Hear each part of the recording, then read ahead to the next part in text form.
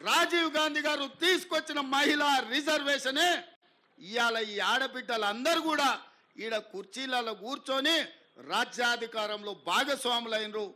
ఆడబిడ్డలకు రాజ్యాధికారం ఇచ్చింది రాజీవ్ గాంధీ కాదా అని ఈ సన్నాసులకు నేను గుర్తు చేయదలుచుకున్నా. వాళ్ళకెందుకు గుర్తుంటుంది? 5 ఏళ్ళు ప్రభుత్వంలో ఒక మహిళకు మంత్రి కూడా ఇవ్వలేదు. ఆ సన్నాసులకు మహిళ ఆత్మగౌరవం ఎట్లా తెలుస్తుందని నేను ఈ సందర్భంగా చెప్పదలుచుకున్నా.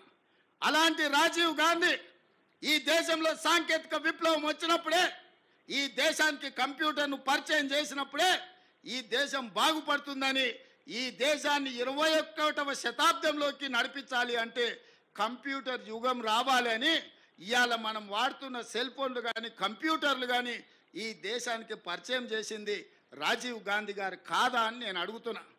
ఈరోజు శామ్ పిట్రోడా బతికే ఉన్నాడు.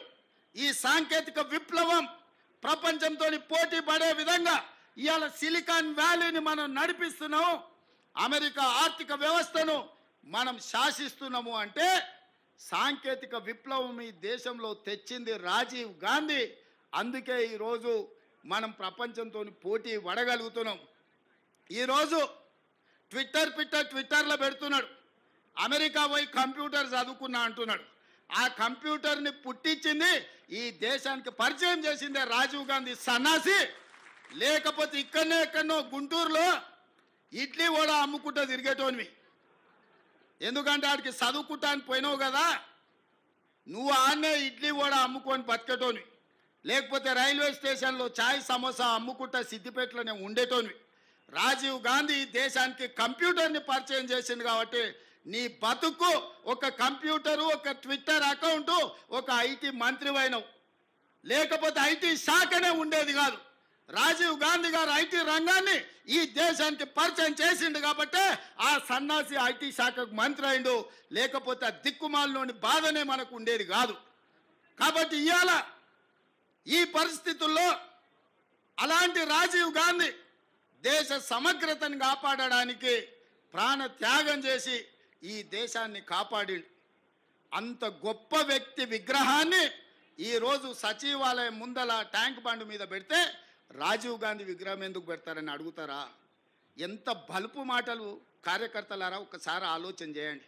అధికారం పోయినా మదము దిగలేదు. గాంధీ కుటుంబాన్ని కుటుంబ పాలన అంటున్నారు. ఆ సన్నాసులకు చెప్పండి, రాజీవ్ గాంధీ గారు ప్రధానమంత్రిగా చనిపోయిన తర్వాత దాదాపుగా 15-20 ఏళ్ళు కాంగ్రెస్ అధికారంలో ఉంది. సోనియా గాంధీ గారు ఏ పదవి తీసుకోలే, కేంద్ర మంత్రి పదవి తీసుకోలే, ప్రధానమంత్రి పదవి తీసుకోలే. 2004 నుంచి 2014 10 సంవత్సరాలు బలమైన యూపీఏ ప్రభుత్వం ఉన్న సోనియా గాంధీ గారు, రాహుల్ గాంధీ గారు ఏ పదవులు తీసుకోలే. కేంద్ర మంత్రి పదవి కానీ ప్రధానమంత్రి పదవి కానీ తీసుకోలే.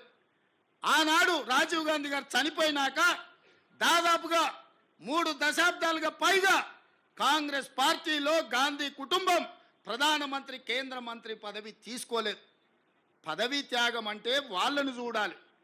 నీకు రాష్ట్ర రాజకీయాల కంటే, నీకు రాష్ట్ర భవిష్యత్తు కంటే నీ రాజకీయాలు ముఖ్యమైపోయింది. నీకు రాష్ట్ర భవిష్యత్తు కోసం పనిచేయాలి. ఎవరు పదవిలో శాశ్వతం కాదు. ఉన్నంతకాలం నిజాయితీగా పనిచేయి, ప్రజల కోసం పనిచేయి, ప్రజలకు ఇచ్చిన మాట మీద దృష్టి పెట్టు. పొద్దుగాలేస్తే నువ్వు కేసీఆర్ను వల్లించకుండా నువ్వు బతకలేవైంది. నీకన్నా రోగమా శాపం ఉందో నాకైతే అర్థమవుతలేదు. మాట్లాడితే కేసీఆర్ని తిడతావు. నువ్వు ప్రజలకు ఇచ్చిన హామీ ఏంది? ఇప్పుడు ఓట్లున్నాయా, సీట్లున్నాయా? గా రైతుల గురించి ఆలోచించు, మహిళలకు ఇస్తా అన్న 2500 గురించి ఆలోచించు, వృద్ధులకు ఇస్తా అన్న 4000 పెన్షన్ గురించి ఆలోచించు, రుణమాఫీ పూర్తి చేయి, వానకాలం పంట పూర్తవుతుంది గా రైతు భరోసా 7500 చెప్పనై. అరే పిల్లలంతా రోడ్ల మీద పురుగులన్నం తినలేక రోడ్ల మీదకి వస్తున్నారు. ఇవాళ కూడా ఎక్కడో స్కూల్లో రోడ్ల మీదకి వచ్చి మేము తినలేకపోతున్నాం, పురుగులన్నం పెడుతున్నారు అంటున్నారు. గవర్నమెంట్ స్కూళ్ళన్నీ కుప్పైపోతున్నాయి, హాస్టళ్లు కుప్పైపోతున్నాయి. ఎస్సీ హాస్టళ్లలో ఇదివరకు బట్టలు రాలే, పిల్లలకు బుక్స్ రాలే, పిల్లలకు భోజనం లేదు, కాస్మోటిక్ ఛార్జెస్ లేదు, ఆగమైపోతున్నారు. ఎస్సీ ఎస్టీ గురుకులాల పిల్లలు ఆగమవుతున్నారు. దాని మీద ఆలోచించి చేయాల్సిన పని ఇచ్చిపెట్టి పొద్దుదాకా కేసీఆర్ తిట్టుడే గీదా నువ్వు చేసేది. బాధ కలుగుతుంది. పొద్దుగాల అమరవీరుల స్తూపం దగ్గర వేయండు, ఎవరున్నారే ఫోటోలో చూసిరా మీరు? అంత తెలంగాణ ద్రోహులే ఉన్నారు దాంట్లో.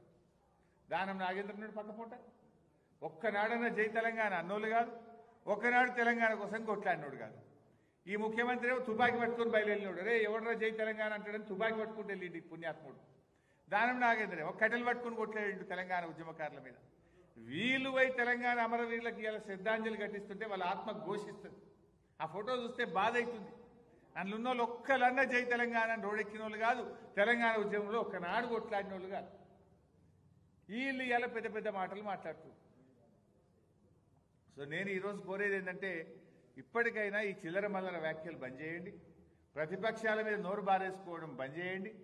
ఇవాళ నేను ఊరు పోయింది ఇప్పుడే, అదేంది మన పాపన్నపేట మండలం ఎల్లాపూర్ అనే ఊరికి పోతే ఒక రైతు అంటుండు, అయ్యి ఏం మాట్లాడు సార్ ఆ ముఖ్యమంత్రి, కానీ ముఖ్యమంత్రి లేకుండా ఆయన ఒక రైతు దోతి కట్టుకున్నాడు, ఏం పేరు నాకు తెలియదు కానీ ఏదో దోతి కట్టుకున్నాడు. ఏంది సార్ కానీ గట్ట మాట్లాడుతుండు, ఏంది సార్ అయినా ముఖ్యమంత్రి గట్ట మాట్లాడతారు ఎవడన్నా ముఖ్యమంత్రి అని ఒక రైతు, ఆ ఎల్లాపూర్ రైతు అంటుండు నాతో. ఇవాళ ఇది ఏం పద్ధతి, గిట్ల నా గిదా మాట్లాడేది ఏం భాష, చూడబుద్దట్లేదు సార్ టీవీ అంటుండు.